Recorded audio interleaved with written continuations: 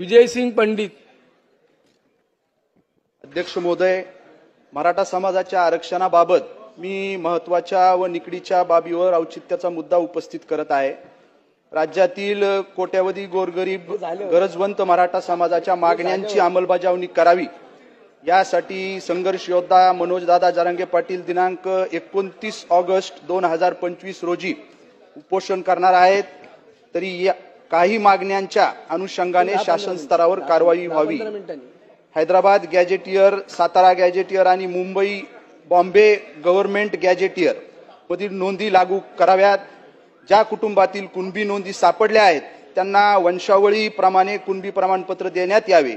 तसेच जात वैधता प्रमाणपत्र तात्काळ देण्याबाबत संबंधित अधिकाऱ्यांना सूचना देण्यात याव्यात, जेणेकरून विद्यार्थ्याचे शैक्षणिक नुकसान होणार नाही.